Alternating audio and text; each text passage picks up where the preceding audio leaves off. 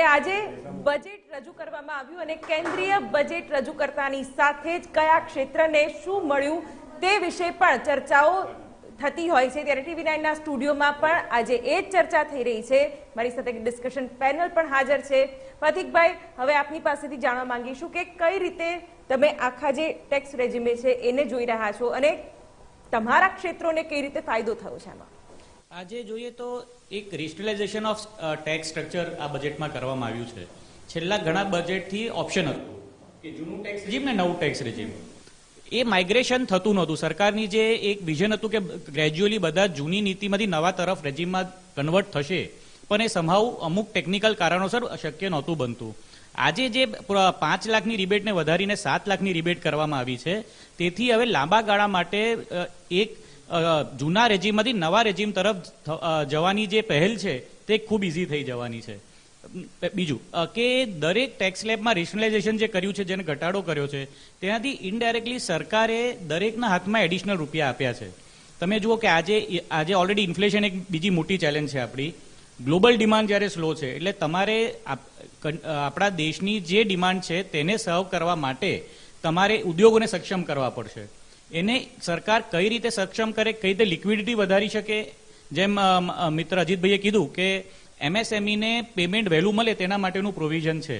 તો મોટા ઉદ્યોગ, ઘણી વાર એવું જાણવા મળ્યું હતું કે મોટા ઉદ્યોગો પાસેથી MSME ટાઈમ બાઉન્ડ પેમેન્ટ નથી આવતા, પણ આ પ્રોવિઝન જ્યારે એમને આ વસ્તુ એક્સપેન્સમાં બાદ નથી મળવાની, ત્યારે ડેફિનેટલી એ લોકો પેમેન્ટ તરત કરવાના છે ને MSME ને એક રીતે લિક્વિડિટીની એનાથી સહાય બનશે, તેનું સ્કેલ અપ થઈ શકશે। ગુજરાતની વાત જ્યારે કરીએ તો આપણે 40% જેટલી દેશની MSME ગુજરાતમાં આવેલી છે અને 60% ટોટલ એમ્પ્લોયમેન્ટ MSME આપે છે। તો MSME નું ઇમ્પોર્ટન્સ આમે નેશનલ અને ઇકોનોમિક લેવલ પર ખૂબ વધારે છે। એવા સંજોગોમાં MSME ને જે પણ suppose credit link guarantee scheme જે 2 લાખ કરોડ માટે એડિશનલ કરી છે, તેની પણ ખૂબ મોટી સહાય, અને બેંકોને હવે ટાર્ગેટ રિવાઇઝ થવા મળશે કે MSME ને વધારે એ લોકોએ ડિસ્બર્સમેન્ટ આપવું પડશે। ઇનડાયરેક્ટલી સરકારે પૈસા કેટલા સારી રીતે પર્કોલેટ સિસ્ટમમાં થાય, ઉદ્યોગો અને છેવટના માણસ સુધી પહોંચે, તેના માટેનું એક બજેટમાં એક ખૂબ સારું પ્રોવિઝન આના થ્રુ કર્યું છે। તે ઉપરાંત નવી જે ટેકનોલોજી હોય, આર્ટિફિશિયલ ઇન્ટેલિજન્સ છે એ અને 5G, તેના માટે પણ કઈ રીતે સ્કિલ ડેવલપમેન્ટ થાય, એ ટેકનોલોજી કઈ રીતે અપગ્રેડ થાય અને તેના માટેની નવી સંસ્થાઓ કઈ રીતે ડેવલપ થઈ શકે, જેથી ફ્યુચર જે આપણું 3rd લાર્જેસ્ટ ઇકોનોમી બનવાનું 2027 સુધીમાં છે, તે પ્રમાણની કૂચ આ બજેટ તરફથી આપણે કરી શકીએ।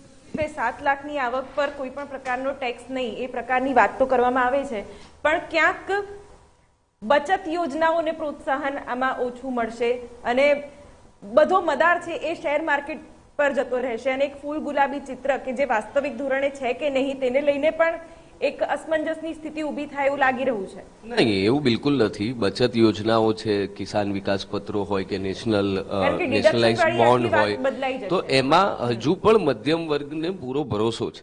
એટલે 7 લાખની ટેક્સ લિમિટ કરી છે, પરંતુ જે બચત થઈ રહી છે એ બચતને નેશનલાઇઝ સ્કીમમાં રોકવા માટેનું પ્રોત્સાહન ચોક્કસ સરકાર આપી રહી છે। એટલે એમાં મને એવું નથી લાગતું કે માત્ર ને માત્ર શેર બજાર તરફ જ વળશે અને આ પ્રકારની બચતની વિવિધ યોજનાઓમાં મધ્યમ વર્ગ બચત નહીં કરે અથવા તો રોકાણ નહીં કરે, એવું મને લાગતું નથી। બીજું કે રોજગાર આપવાની વાત કરી હેમાંગભાઈએ, તો મારે તો એમને કહેવું છે, એમણે નીતિનભાઈની વાત કરી હતી, તો પોતે આખા જ બધા જ ભેગા થઈને એક મિની બસમાં સમાઈ એટલી સંખ્યામાં સમેટાઈ ગયા છો, છતાં પણ 18ની સંખ્યામાં રહ્યા વિરોધ પક્ષનો સંવિધાનિક પદ મળી શકે એમ નથી, છતાં પણ ઓલું શું છે કે હેમાંગભાઈને હજુ પણ બોલવું પડે, હું સમજી શકું છું।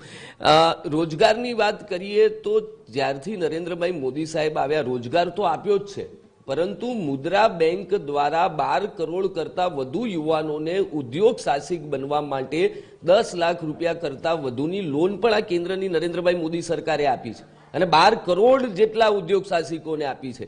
એ નાનો આંકડો નથી। UPA 1 અને UPA 2માં આ પ્રકારની કલ્પનાનો પણ વિચાર નહોતો થઈ શકતો, એ સ્થિતિ હતી। અને ગુજરાતમાં છીએ આપણે, સૌ ગુજરાતી છીએ, એટલે કહું છું કે જ્યારે આ હેમાંગભાઈની UPA 1 અને UPA 2ની સરકાર હતી, ત્યારથી લઈને અત્યાર સુધી ગુજરાત એ રોજગારી આપવામાં પહેલા નંબરે રહ્યું છે।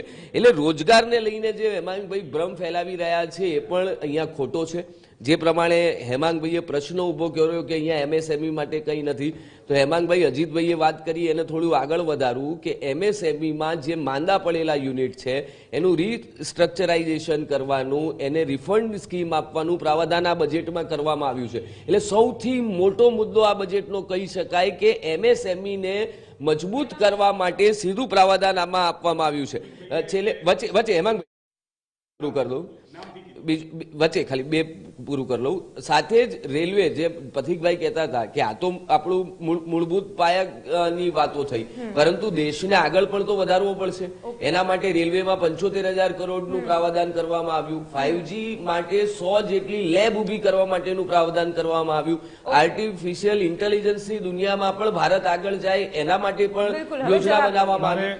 એ બધું તમે જોશો તો સર્વસ્પર્શી સર્વસમાવેશક બજેટ. હેમાંગભાઈ, આજે પણ કોંગ્રેસે એવા આક્ષેપ કર્યા કે ઉદ્યોગકારોનું અને ગુજરાતને લક્ષ્યમાં રાખીને આપવામાં આવેલું આ બજેટ છે, એક નિવેદન કોંગ્રેસના નેતા તરફથી જ આવ્યું છે. પણ ક્યાંક ઇન્ફ્રાસ્ટ્રક્ચરને મહત્વ આપવામાં આવતું હોય, ટેકનોલોજીને મહત્વ આપવામાં આવતું હોય, આધુનિકતાને મહત્વમાં આપવામાં આવતું હોય, તેમાં ખોટું શું છે? બિલકુલ ખોટું નથી. રાજીવ ગાંધી જ્યારે કોમ્પ્યુટરકરણ તરફ આગળ વધતા હતા ત્યારે આ જ ભારતીય જનતા પક્ષના લોકોએ ગાડું લઈને સંસદમાં આવ્યા હતા અને એનો વિરોધ કર્યો હતો. ઇન્ફોર્મેશન ટેકનોલોજી ને બધી જ વસ્તુ આગળ વધતી હોય એનેથી કોંગ્રેસ હોય નહીં, કોંગ્રેસની તો આ નીતિ રહેલી છે. તમે સામ પિત્રોડાની વાત કરો, તમે ટેલિકોમ્યુનિકેશન ક્રાંતિની વાત કરો, તો આ બધી નીતિ રહેલી છે. અહીંયા જે વાત છે એ આ બધા વસ્તુને સાંકળવાની છે છેલ્લે સુધી. વાત છે હ્યુમન ડેવલપમેન્ટ ઇન્ડેક્સની. હ્યુમન ડેવલપમેન્ટ ઇન્ડેક્સ એ ભારતના બજેટ અને ભારતના જીડીપીના પ્લાન ઉપરથી કરવામાં આવે છે. 2020-21ની અંદર એમાં આપણું સ્થાન 130મું હતું 191 દેશોમાં. હું હંગર ઇન્ડેક્સની વાત નથી કરતો, હ્યુમન ડેવલપમેન્ટ ઇન્ડેક્સની વાત કરું છું. અને અત્યારે એ સ્થાન 22ની અંદર એ 132મું આવી ગયું છે. આજે આપણે, મેં કીધું, તુલના પણ પાકિસ્તાન જોડે કરવી પડે છે. તમે વાત કરો છો એમએસએમઈની, તો એમએસએમઈને ડાયરેક્ટ બેનિફિટ મળતું હોય એવી કોઈ વસ્તુ નથી થઈ. તમે સ્કિલ ડેવલપમેન્ટની વાત કરો છો તો સ્કિલ તો NSDM, national skill development mission, UPA સરકારે કરેલું હતું. તમે વાત કરતા હોય કે નીતિ આયોગની, તો નીતિ આયોગની સ્કીમો છે, પંચવર્ષીય યોજના વર્ષોથી ચાલતી હતી, એનું નામ આયોજન પંચ હતું. તમે નામ બદલ્યું છે. એ જ પ્રમાણે તમે અત્યારે વાત કરી મુદ્રા લોનની, તો એ વડાપ્રધાન રોજગાર ગેરંટી યોજના જે છે એ તો વર્ષોથી વાજપેયીના નામે પણ વાજપેયી ગેરંટી યોજના હતી, એનું નામ પણ બદલીને મુદ્રા લોન કરી દેવામાં આવ્યું છે. આ મુદ્રા લોનની અંદર 10 લાખથી વધુ નહીં, 10 લાખ સુધીની, હું ફરીથી અંડરલાઈન કરું છું, હું ગુજરાત સુધીની, યસ એગ્રી, બસ હું સાંભળો, 10 લાખ સુધીનો મતલબ 50,000 થી લઈને 10 લાખ સુધીની લોન છે. જિલ્લા ઉદ્યોગ કેન્દ્રમાં આજે પણ તમે જઈને બચત ભવનની અંદર આ તપાસ કરી શકો છો. એટલે 50,000ની લોન એક યુવાનને મળે અને પકોડા તળવાની લારી ચાલુ કરે અને પછી એને એ જે પેલું બેરોજગારીનું જે એનું ભથ્થું છે એ મળતું બંધ થઈ જાય જો આપવાના હોય તો, અથવા તો એને જે કંઈ પણ, ના અમારે વાત કરવા જેવી છે, મુદ્રા લોનની વાત કરી એટલા માટે થઈને કે મુદ્રા લોનની અંદર જે વ્યક્તિ એપ્લાય કરે ને એને લોન મળે છે એને સીધું એમ્પ્લોયમેન્ટ એક્સચેન્જમાંથી એનું નામ કાઢી નાખવામાં આવે છે. 50,000 રૂપિયા આપીને એમ કહેવામાં આવે છે કે હવે તો ભાઈ આમને રોજગારી મળી ગઈ. છેલ્લી વાત, રોજગારીની વાત હોય તો મનરેગા જે વિશ્વની સૌથી સારામાં સારી સ્કીમ છે, એક વખત જેનો ભારતીય જનતા પાર્ટી વિરોધ કરતી હતી, ત્યારબાદ નરેન્દ્ર મોદીજીએ વિશ્વની અંદર, ફલકની અંદર આ વાત કરી. એની અંદર છેલ્લી વાત મારી વાત, તમે જેમ ઋત્વિકભાઈ છેલ્લે 2 મિનિટ આપી હતી તો મને એક આપો થોડા. અમારે ઋત્વિકભાઈ 18 સીટ કીધી પણ 18 નથી 17 છે. ઋત્વિકભાઈ 17 છે પણ અમે પાંડવો છીએ, અમે 17માં પહોંચી વળીશું. હવે જે વાત હતી કે 20-21ની અંદર મનરેગાનું બજેટ 1,10,000 કરોડનું હતું, 21-22માં 98,000 કરોડનું, 22-23માં 89,000 કરોડનું, અને અત્યારે મનરેગાનું બજેટ 60,000 કરોડનું કરી નાખ્યું. આમાં તમે ક્યાંથી રોજગારી આપશો? તમે તો રોજગારી ખોચવી રહ્યા છો. અને એ યોજનાને ભાજપ સરકારે ચાલુ જ રાખી છે, યથાવત રાખી છે. ઋત્વિકભાઈ જવાબ આપો, કારણ કે બેરોજગારીનો મુદ્દો છે, ઉદ્યોગોના પ્રશ્નો છે. હેમાંગભાઈ અને કોંગ્રેસ, એનો પ્રશ્ન જ આ છે કે દરેક વાતમાં નકારાત્મકતા શોધે. વિરોધ પક્ષનું નિયમ છે ને એમનું કર્તવ્ય છે કે વિરોધ કરે, પરંતુ સાચા મુદ્દા પર વિરોધ કરીને તેઓ માત્ર ને માત્ર પોતાનું નુકસાન કરી રહ્યા